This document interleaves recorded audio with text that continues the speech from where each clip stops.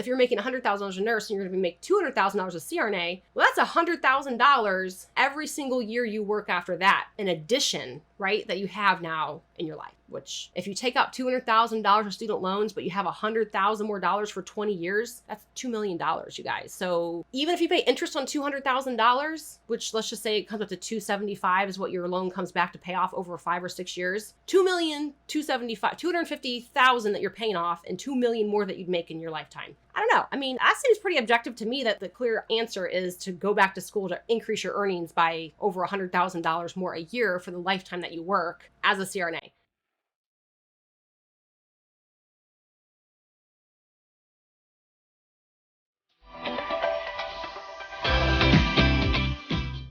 Well, hello, future CRNA. Welcome back to CRNA School Prep Academy podcast. I'm your host, Jenny Finnell, and today we are going to discuss, is becoming a CRNA worth the time and money it takes to become one? I'm going to try my best to keep it objective, but I'm going to discuss different things that you should think about in your own journey into become a CRNA and whether this makes sense for you personally. All right, so let's get into the show. I want to start with the fact that becoming a CRNA is a very large time and money investment. It is now a DNP, which is approximately 36 months of schooling, so 3 years. And you typically need to have at least 1 to 2 years of the ICU, good quality ICU experience prior to entering your program. And then equally so, during that 36-month time period, a lot of programs will ask that you do not work. Now, all that being said, now that it was a master's program, which was 27 to 28 months on average, now that it's a 36-month program, I do know the vast majority of schools tend to allow their students to continue to work for the first semester or two while they're still doing like a lot of their DNP project work. Technically, you would only not be working for the last 27 to 28 months, similar to what it was when we were a master's prepared program. So let's just say 36 months to keep it easy, though. That's essentially 2 to 3 years of not working while you're going to CRNA school. So some people are like, how is that even possible? Like, how do you pay your bills? Like, what, and I think this is where I kind of want to start, because depending on what your background is, what your experience was like getting your undergrad degree, you may not be super familiar with taking out student loans, and again, everyone has different experiences and what that was like, whether it was difficult or hard, or whether they're accepting or fearful of it. And then I equally want to say that a lot of this has to do with your upbringing. At least I know for sure for me, I know I watched my parents routinely struggle with money and take out tons of debt and juggle. And I don't think that's a good thing. I'm just saying it wasn't foreign to me. As a child, seeing my parents do that, it kind of felt like that was just what you did, right? That's what adults do, is they juggle debt and they balance credit cards and go to loan sharks. And I obviously now know that I am, adult. That's not what you strive to do, right? But I think as a young college student taking out loans, for me, it just felt like, well, yeah, that's what you do. You take out debt to advance your degree. I just didn't see it as any other way, or it just felt normal to me, I guess, is where my mindset was at. So like for me, for example, when I graduated my undergrad, I had about $85,000 of debt. You're probably like, ugh, like just for nursing school? Yeah, that's what I had. Now I did a 4-year degree because my first time applying to the College of Nursing, I was rejected. So I had to do another entire year just to boost my GPA so I could get accepted the following year. But I paid my way. My freshman year, when I turned 18, this is way back in like 2004, if I'm not dating myself or anything like that. But back then, before the giant financial bust of 2008, it was relatively easy to get credit cards.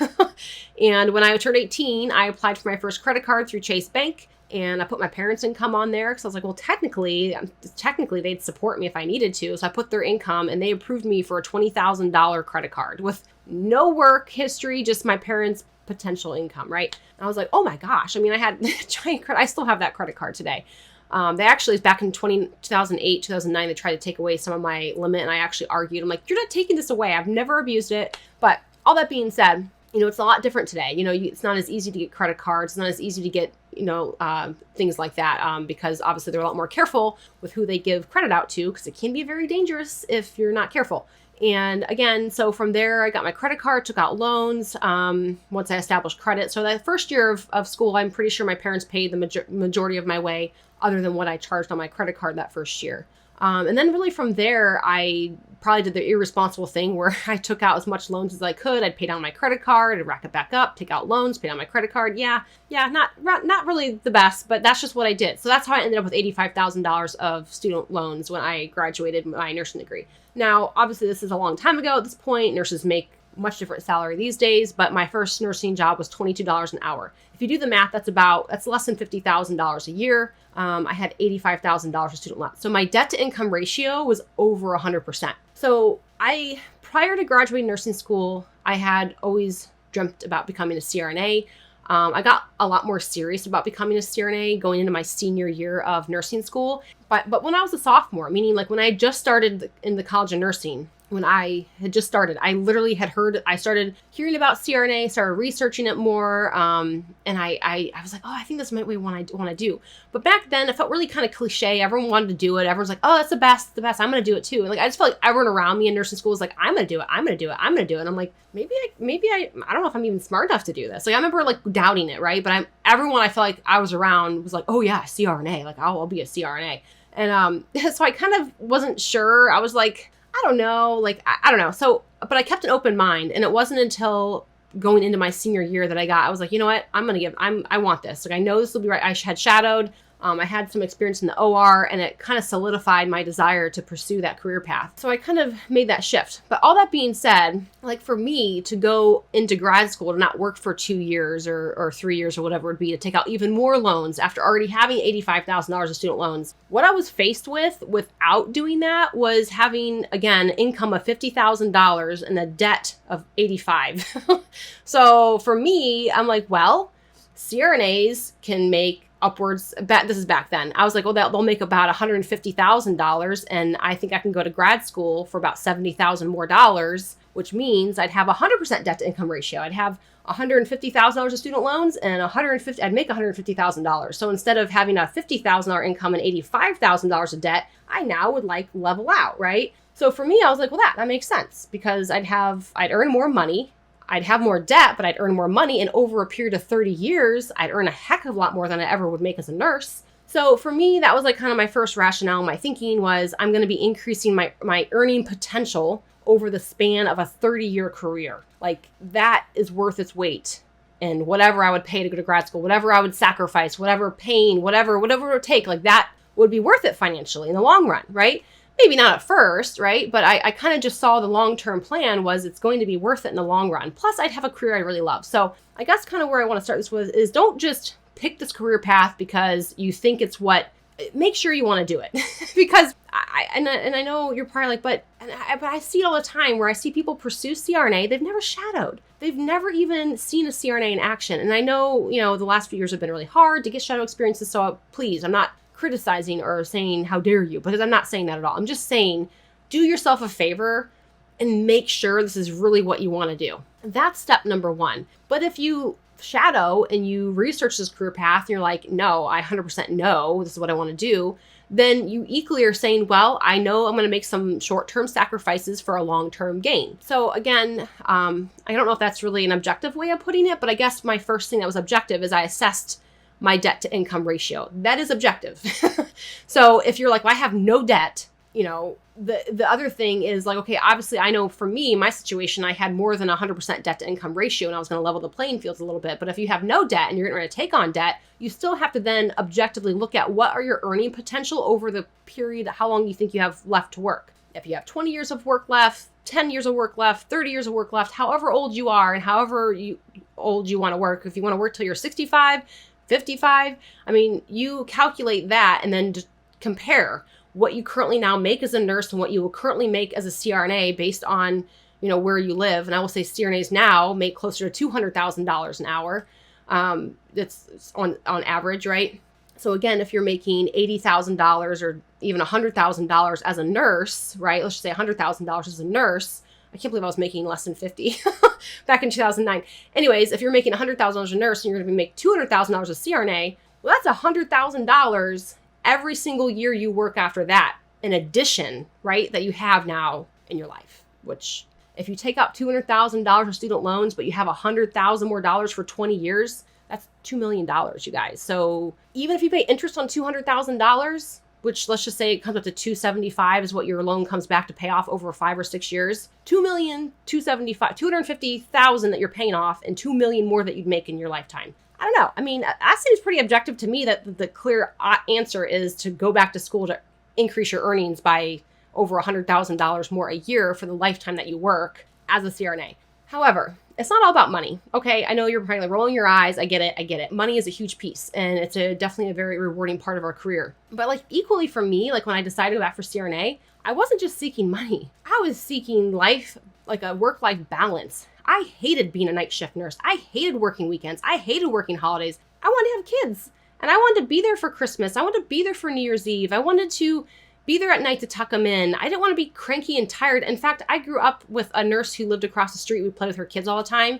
We'd go over during the day on a Saturday. She'd be like, quiet, and like just scream her head off because she's trying to sleep because she had to go into work that night, right? And I'm like, oh, that'd be a miserable way to live. And here I am. I chose to become a nurse, and I'm like, oh, I just didn't want that for myself. But I knew a CRNA wouldn't work nights, wouldn't work weekends. And don't get me wrong, some CRNAs can work weekends and nights. Usually weekends are overtime, and you can do a 24-hour shift as a CRNA or a 16-hour shift as a CRNA, but you don't have to. There are so many jobs where you just don't even have to. You can work at a surgery center. There's not even a weekend possibility, even as a possibility, because they're just not open on the weekends. There's just so much more flexibility with work-life balance that I felt like wanting to have kids and to be more present, that's being a CRNA would give that to me. And so again, I knew the money was great. I knew I'd have more options as far as shifts go and not have to work night shift and weekends and holidays and every other weekend or whatever it was back when I was working. So it just, in like equally with where I was working as a nurse, like it would take 8 years to get enough seniority to where you get off night shift. I'm like, oh my gosh, I'll be half dead in 8 years.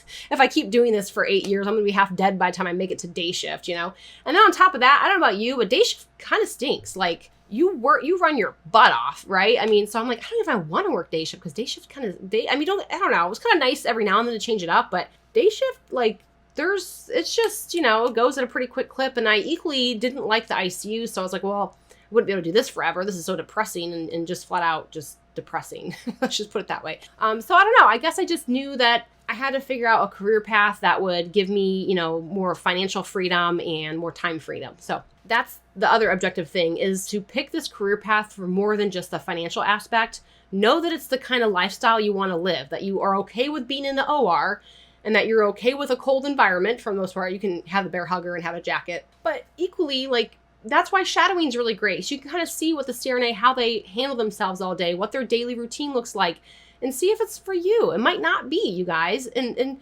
just because you're going to make a lot of money and not work weekends, night shift, if you equally shadow and you're like, ew, I don't want to do this. I don't want to put airways in people or draw up drugs or mix my own drugs or talk to the surgeon or, I don't know, extubate someone. I don't know what people would think about our career. I don't think our career is anything gross at all. But that being said, you got to lay eyes on it. You have to physically see what we do every day and how we handle ourselves. And I've had some people say, well, isn't being a CRNA lonely because you don't really get to see your coworkers? Sometimes you don't really see your coworkers all day. It doesn't bother me. Like, I mean, I hate to say that. I'm not that I like my coworkers, don't get me wrong. But I'm also very, like, maybe I'm a pretty big introvert, meaning, like, I know I like, how do you introvert? You're on the podcast. And I'm like, yeah, I know. But most people who see me at work, I don't usually talk. I mean, I do in a casual conversation, but I'm usually pretty quiet and I usually like to keep to myself. I'm happy to hide behind the drapes and just do my thing, get on about my day and go home. Like, that to me is a great day. I don't need to socialize. I don't need to talk to every single person. In fact, I physically find that exhausting. I can do it and I enjoy it, but it's funny because it's just not something like it truly does make me physically exhausted when I talk all day. Like, I mentally fatigued, physically fatigued. I'm just not that person. So consider that. If you are that person who needs the constant socialization of being around someone else and talking, I mean, you can talk to the surgeon. I mean, they'll probably yell at you. You don't want to be disturbing, right? I mean, they're doing surgery. I mean, you can chit chat in the OR. People do it every day. I prefer to listen. I may occasionally chime in if there's something that's interesting that I want to ask. But for the most part, I just enjoy listening. But I've seen CRNAs who routinely engage in that little chitter chatter during the case, and that's okay. There's something that's like, if that's what you need that social interaction, you can still get it in the OR. But yeah, you're right. You're not going to be really working alongside your other CRNAs like you do your nurses, right? Your nurses, they're a curtain away, or they're a computer station away. They're right there. Hi. The biggest time that you have to go socialize with other CRNAs for the most part is on your breaks, right? During breakfast break, lunch break, or at the end of the day or the beginning of the day. But then otherwise, for the most part, you're in your room and you're only socializing with the surgeon, the circulator, the nurse, scrub techs, and the attending. And sometimes you only see the attending for the induction, and then you don't see him for the rest of the case. And then you see him for the next case for the induction. And then you don't see him. So it just depends, So it is a very, different role than being an ICU nurse. So assessing that by shadowing is a great way to gather whether that's going to be something that you're going to enjoy. So that's the second thing you need to consider when you consider becoming a CRNA. But like for me personally, I enjoy that part of my day. I enjoy kind of the peace and quiet of just getting to do my thing with my one patient, make them really comfortable, wake them up nicely, take them, drop them off, give a report, go back and do it again, quietly sit, watch, monitor, give drugs, listen to the banter, but don't say anything, and just get to be in my own world. Like I really enjoy that. It's mentally, it's stimulating, but yet relaxing. I don't know how else to describe it. That's kind of how I see it. Versus when I remember being in the ICU, I was always on edge. It was always like, like I'm pretty sure my eye would twicker and flick every single second of that day. So it was always like, ugh, what's going to happen? I don't know.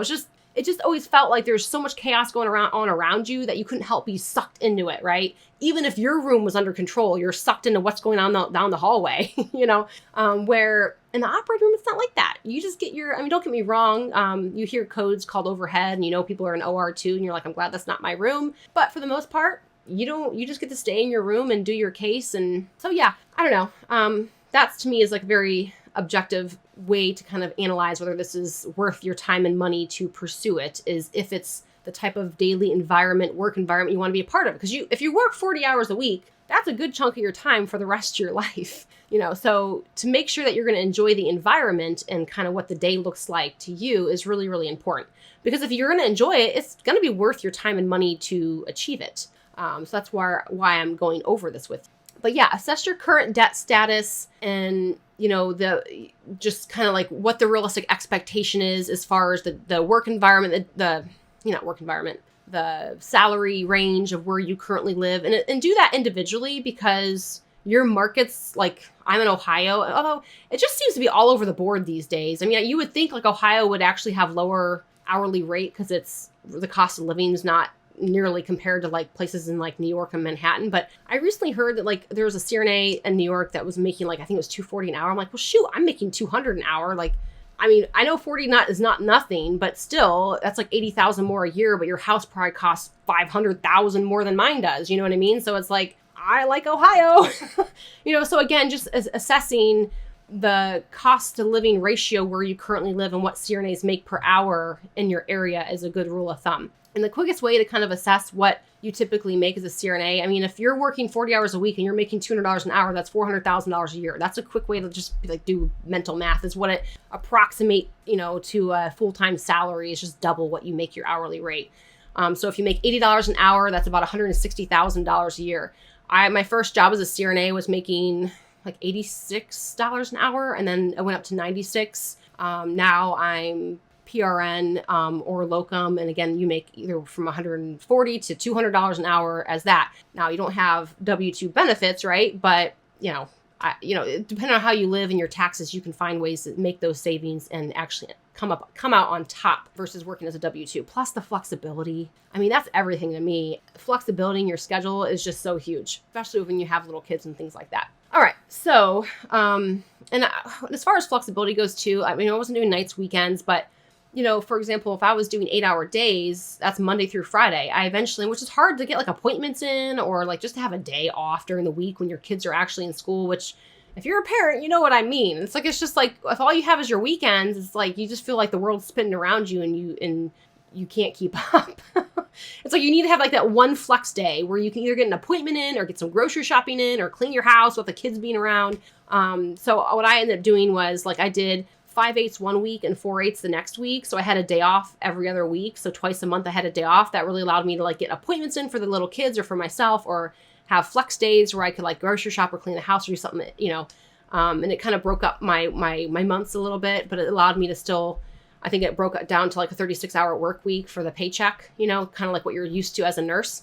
So there was so much flexibility in my hours, and I did every shift under the sun. I tried 13-hour shifts, 14-hour shifts, 16-hour shifts, 24-hour shifts, 10-hour shifts, 8-hour shifts, the day off every other week kind of thing. So I really played with my schedule a lot of different ways. And some places where I worked 46 hours was a standard work week. Like that was what they considered standard 100% FTE, which I was like, no thanks. That is like overtime. Yeah, you pay a lot per hour, but that's why. So no thanks. So again, you're just going to have to see what else is out there. You can find what you want. And just to reiterate the fact that I was able to apply for a job when the ORs were shut down. I got 4 job offers when the ORs were shut down nationwide. So if anyone says that we're like market saturated, it's just not true. So you will always be able to find another job in your vicinity, in your local vicinity, if you're not happy with whatever they're offering you, time, pay, that kind of thing. But that being said, if you're not willing to do something like locum or stay PRN, you might be set to like what they typically pay per hour in the area. They tend to kind of fall in buckets of city buckets, if you know what I mean. Like, okay, for Ohio, there's Toledo, Cleveland, Akron, Columbus, Cincinnati, Dayton. Those are all like kind of pockets, I would say. And every pocket is a little different.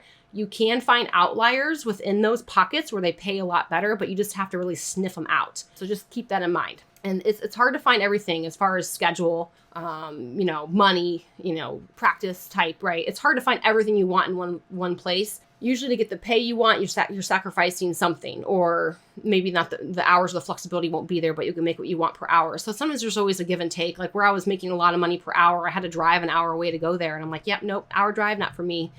So again, give and take, right? So the other thing about being PRN or locum is you're not always guaranteed a next assignment. That's what you want, right? I mean, you have to really actively seek out the next thing all the time. And it may not be, maybe it's an hour and a half away now, or maybe it's 45 minutes away, or maybe you get lucky and it's 15 minutes away, but it's just not predictable. Same thing with like the PRN. Like there's some months where they can't get enough of me. Other months are like, yeah, we just need you once. You're like, oh, okay. So again, I think PRN and locum is nice, but you have to be very good about when you're working a lot to take that money and set it aside for the months that you're not working as much, right? So it's more work to budget and to plan for the months that are not going to be as high. Or you can take 2 PRN jobs. And so that way, when one place is slow, you could probably pick up more hours at the other place. So that's kind of what I know most CRNAs do that are PRN, is they have more than one PRN. So they can kind of be a little more flexible with when they have hospitals that don't need them as much for certain months and vice versa.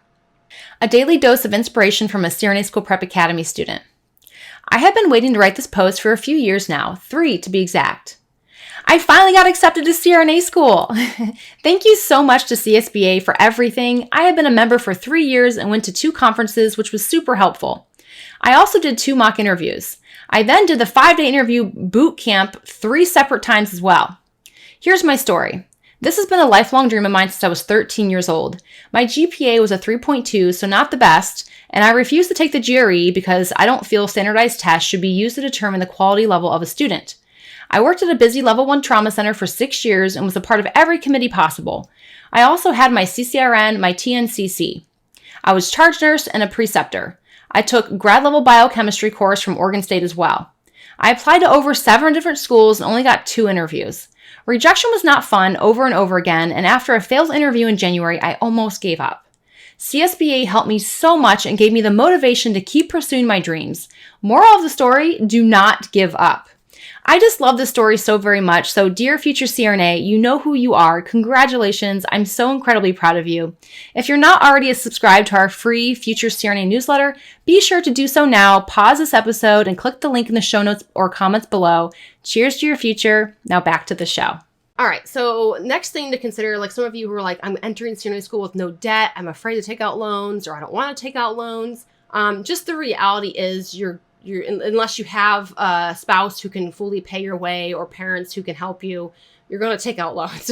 So it's just the golf ball you got to swallow. It's not the end of the world. I mean, I guess I'm speaking for myself. I'm not trying to say you're not wrong in being upset, right? I mean, no one wants debt. I get it. But when you reflect back on the amount of earnings you're going to make more per year as a CRNA, it's a very relatively small amount of debt you would take to become a CRNA compared to how much more you make per every year after that. As long as you're aware of your spending when you're done with school, you're going to be able to pay that off in a very reasonable amount of time. A CRNA that I know had, back when I worked with her, this is like 3 years ago now, had graduated with $350,000 of student loans. Ouch. Now, that being said, she was only probably making about, I don't know, $200,000 a year as a CRNA at that time, W-2 position, right? So that being said, like that's over 100% debt to income ratio, right? Remember where I was before my $50,000 a year salary and my $85,000 of student loans. So I would say when you, I remember her complaining about it and like being like, oh my gosh, I paid off in 7 years. I'm practically paying $4,000 a month. And it's just a big chunk of your income to pay towards student loans. But that was the only way to like get a decent interest rate and things like that. So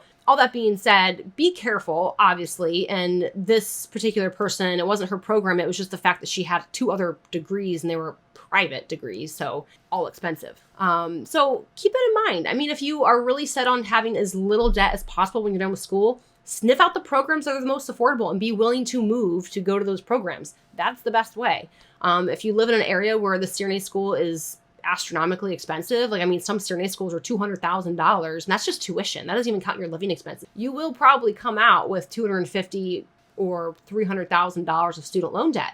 And I even talked to one of these students. He had kids too, and I'm like, he was probably looking at 400-some thousand. So, just be aware of what that would make your lifestyle then afterwards. You might be making more, but for the first 7 years of your CRNA career, you might not actually get to live any better because you're going to be paying off all those loans. So, like for example, I came out with, I wish I knew the exact numbers, but I don't. I just know ballpark numbers. I came out with I think about $160,000-ish of student loans when I was done with school. And we didn't have kids when I graduated. We rented a house that was like $1,000 a month to rent. This was back in 2014. A small house. It was like 3 bedrooms, I think, or something like that. Plenty big enough for us with a dog, two adults and a dog. Anyhow, so we did that. And I joined the open heart team, which was a pay increase. I did 24-hour shifts. I picked up a lot of weekends and did 24s, which was $140 an hour or something like that. So in one 24-hour shift on the weekend at $140 an hour, I mean, made a lot of money. So that first year out of school, I didn't even know I did it, but I had paid off close to $80,000 in debt just in that first year. Because every time we had extra money, I mean, we went to Whistler for a ski trip, but pretty much anything extra I had, it was like loans. And we didn't have any kids. Like I said, I drove my 13-year-old Nissan Sentra until the door handle froze off or broke off in the snowstorm. I mean, we didn't splurge. I never got my nails done. I probably did my hair twice a year. I went to the salon twice a year. We never went out. We barely went out to eat. We're not big going out to eat people anyways. We watch movies at home on the comfort of our couch. Whatever, we gorge ourselves on our couch. So anyhow, we just didn't have a very extravagant lifestyle, I would say. And honestly, we were used to living pretty cheap in school because we had to.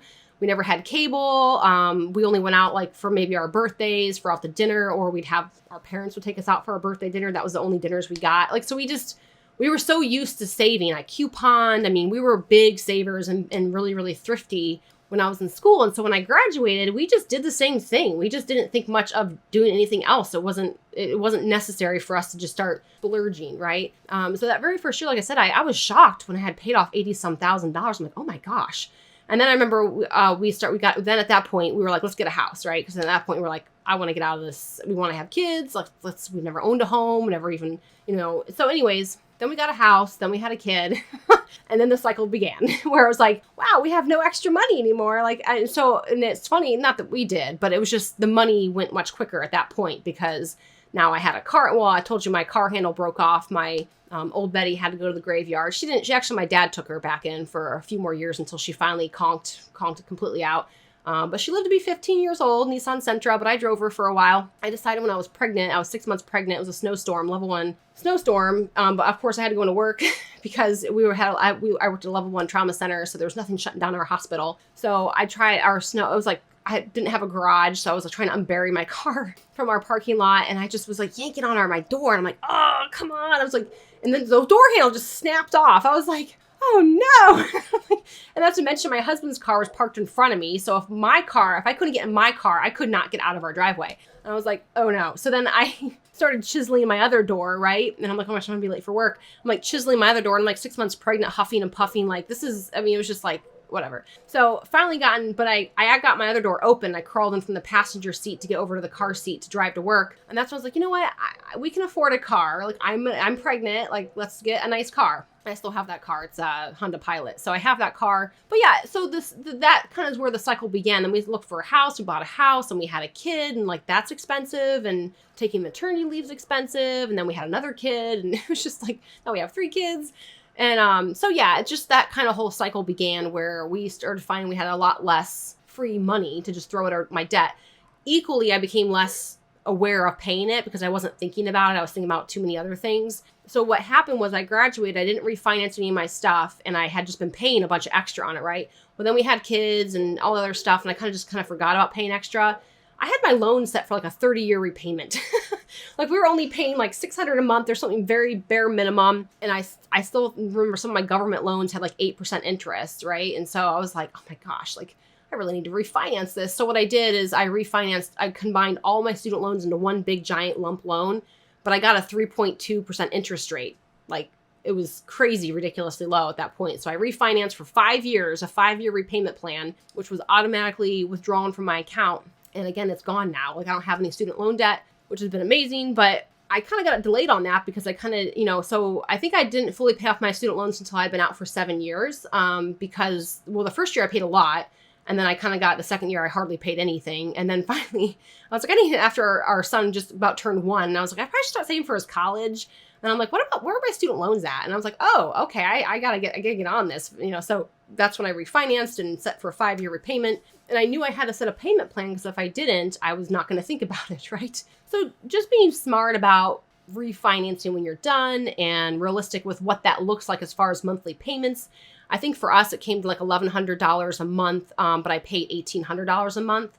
So technically I paid all my loans off in like 4.5 years, right? So I always made sure I paid extra. There were a few times where I had to stop that extra payment, like during COVID, when we moved from like Toledo to Akron, Ohio. We had to stop paying extra because it was just expensive parts in our lives where we really needed every extra dime that we had. But for the most part, I always paid extra. So again, just being realistic with what that's going to look like. Like, for me as a nurse, I was only making about $3,000 a month take home approximately, right? And my husband, we were living on like $4,000 a month essentially, with me and my husband. And then when I graduated CRNA school, I was bringing home, take home, closer to like $8,000 or even $10,000 a month plus my husband's income. So for us to spend even $2,000 a month in paying back my student loans when we were used to $4,000 a month, now, even with paying back our student loans, we were still bringing home and living on $8,000 a month, right? Or, that's the low ball. But yeah, so to me, it didn't feel, we're still like doubled what we earned every month and could live accordingly to that. So just keep in mind what that's going to look like. Do the numbers, do the math. I think that's going to how you're going to be able to look at this objectively and figure out whether the time and money is going to be worth going back to CRNA school, is what it's going to look like for you, not only financially after school, but what it's going to look like financially to pay back the debt that you anticipate that you will have. All right. The next thing is, and I already mentioned this before, but like, know your job market. Know where you want to live when you're in school. This is also why shadowing CRNAs is a really good way. And I'm not saying you go into your shadow day and be like, what do you make? Like, I probably wouldn't do that. But, this is why also getting to know the CRNA and having more casual conversations with them. Like, what was it like looking for your first job? Like, you don't have to outwardly ask them what they make per hour, but you can start talking about the job market, whether they had issues, whether they had easy time finding a job, whether they got everything they wanted in the job. And then they may just lead into how much they make or something like that. But I would say, like, gather from them whether they feel comfortable with that kind of conversation versus you just outwardly asking. Some people get weird about talking about money. I don't know why. I mean, I'll tell you anything numbers wise, who cares? But again, some people are just weird about money. Probably how they grew up. A lot of it has to do how you grew up. I'm telling you right now, you're screwing up all your kids.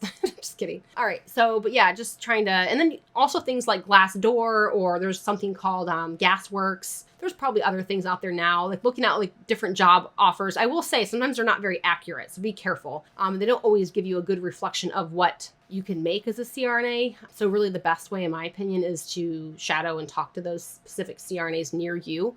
and the city and location that you anticipate wanting to live when you're done with school. I know some of you are like plan on going to CRNA school in other states and like moving all around. So you're going to probably just have to pick a city and like go with that and like kind of go to get your objective number, right? And then I want to go back to like your current situation. What's your lifestyle like right now? I mean, I know some of you have been traveling, been making good money. So a lot of you are like, this seems like it's going to be a huge step back, right? I just saw someone post something about his pay stubs as a traveler, and it was like gross, which is before taxes, was like $8,000 or something per, I don't know if it must have been every 2 weeks or whatnot. So if you're making gross, which means you're probably making like $12,000 take home, right? After taxes and everything else, medical, blah, blah, blah. I don't know, approximately, I don't know, maybe 13.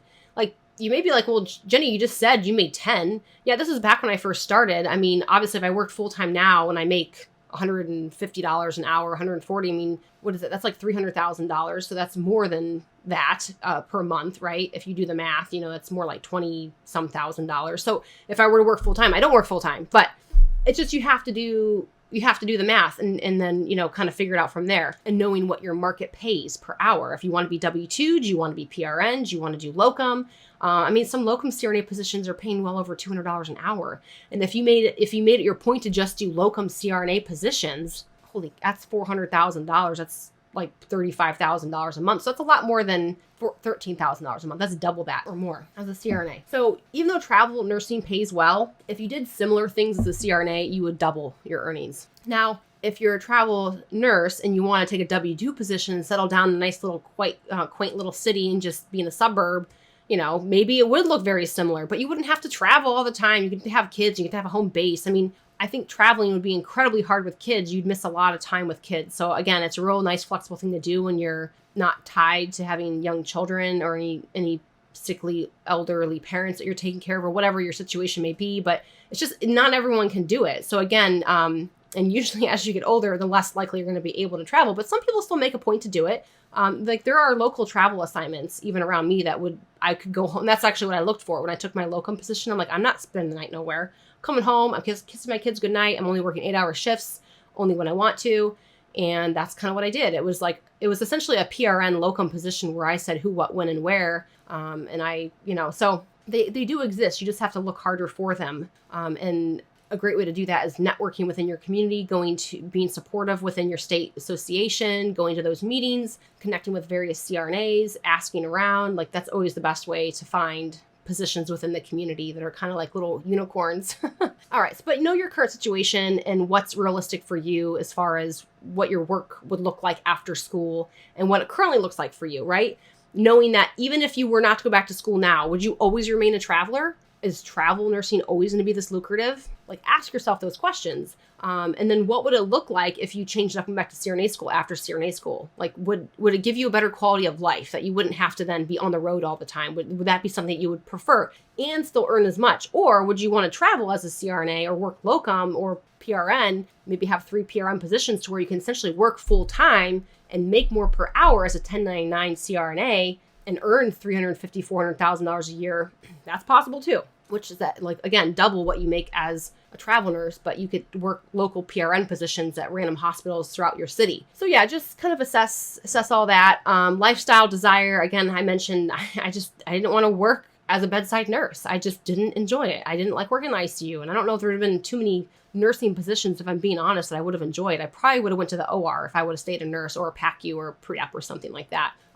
But definitely wouldn't have stayed in ICU. And again, the weekends, holidays, no. I mean, I even think now, like, heck, I'd go work at like a med spa or something. Just do injections. I'd become like an injection nurse. Why not? Like, that sounds like relatively low stress. And I don't know. So again, just be realistic with what your expectations are for your career and what you want to do with it, and see how CRNA fits in there. CRNAs can work at surgery centers too. So, and kind of live the surgery center life, but I'll tell you right now that surgery centers are really, really fast paced usually. And so even though you're like, oh, that should be low stress. And not to mention, even though you tend to get healthier patients, anything to anyone can happen at any moment. Like crazy things can happen to even healthy people because sometimes cases go awry. I mean, what if they're doing a nose job on a perfectly healthy person? But what if they inject, epi directly into an artery or vein in the nasal cavity, and then they go into VTAC arrest. I mean, I don't know. I mean, crazier things have happened. Equally, there's a lot of vessels up there that could have a massive bleed. So that being said, surgery centers are not low stress. Anything in anesthesia can always have that kind of potential to be, but for the most part, surgery centers are, healthier patient population, quicker cases, and usually you get out early or at least on time. Like you can end your day at 1 o'clock, 2 o'clock, depending on where you work. So, all right. So the next thing I want you to consider, and I think this is really huge actually, because the next thing I want you to consider is every year you wait to go to CRNA school. And I know you might be like, well, I'm making the money now, which is all great. But if you're delaying starting CRNA school just to make an extra $80,000 a year, let's just say, as a travel nurse, not that that's nothing, that's a good amount of money to make in addition to what you would used to be making as regular nurse, right? But think about it. I just said on average, CRNAs make $100,000 more a year. So technically, if you did that for 3 years, you'd be losing $60,000. But I know, and then some of you would do it because you're like, but I'm saving so I can pay for CRNA school in cash and not have the interest in the debt. So, again, run the numbers, run the math. If that makes you feel good to have cash so you can pay in cash, so you don't take out loans, well, then I guess do it. But I just want you to be aware that it may not always financially make sense to delay it, considering that CRNAs can make substantially amount more when you're done. So essentially, if you delay school for 3 years, like I said, just so you can make an extra $50,000 or $60,000 as a travel nurse, what are you losing out on for those 3 years as a CRNA salary? Because you'd graduate 3 years sooner as a CRNA, and you could be making more like, $200 an hour at that point. But again, it just depends. Not if you're a W-2, probably not. But again, I don't know. You can find a W-2 that's $200 an hour. There is a CRNA that's in a small little rural location that I was shocked to find that she has that they're paying $200 an hour as a W-2. I was like, what? Yeah, I mean, there are jobs out there like that. The only reason I even knew that is because I worked locum with them and they told me, and I'm like, wow, that's amazing. If I lived over there, I would totally do that too. So again, I don't know. I mean, I guess I just think you should put it in perspective with the time that you would miss out on having a CRNA income versus trying to work harder to save as a nurse. It makes more sense just to get the minimum requirement, in my opinion, the 2 years of ICU experience and then go back to school versus just trying to work to save so you pay in cash. I mean, that could take you an extra 3-4 years to save, and that's 3-4 years of a CRNA salary that you're now not going to earn. So it actually could hurt you, lose money, right? So just do the math, run the numbers, figure it out, and see what works best for you. All right. Well, I hope you guys enjoyed this episode. I hope you found it insightful and something to think about. Overall, I mean, I know I'm speaking biasly, but yes, it's worth it for the time and money it takes to become a CRNA. It is a big sacrifice. It can be challenging. It can feel icky because it's like, oh, this is scary. I've never done it. And I get it. I remember being scared, being like, I hope this is going to be okay. But this is also equally why you go into it with a plan. You have a number in mind of what you know you need to live on every month.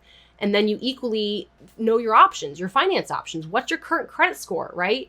Are you going to need a co-signer? Do you have a spouse? Are you going to live with your parents? Did you have your car paid off? Do you have any credit card debt? I mean, all of these things you're going to have to assess prior to starting school. And you're equally going to have to know in case of an emergency and I need cash, what am I going to do? I know like for me, we had $10,000 in cash reserves. I equally, like I spoke to before I got my first credit card at 18, I had a lot of credit and I had good credit. So I equally knew that worst case scenario, I could put money on my credit card and then, I could transfer that balance to a 0% card and pay it off over 18 months. I mean, if you have good credit and you have a credit card, you're always going to be getting offers to transfer balances for like 3% interest. I mean, you're not going to get a private loan for 3% interest these days. So the credit cards honestly are the cheapest way to borrow money. So again, but that goes with a good credit score. So just knowing what you would do if you had to get cash quickly. Because stuff will happen. Our dog got sick. My car broke down. I ended up getting asked to be a maid of honor in a wedding that was out of state. That was expensive. We wanted to go to Puerto Rico, which we did. We went on kind of the off the beaten path Puerto Rico trip, which looking back, I don't know. It felt safe, but I don't know if that's the safest thing. But anyways, so just all things to think about. So anyways, you guys take care and thank you so much for tuning in. I will see you next week. All right. Bye-bye.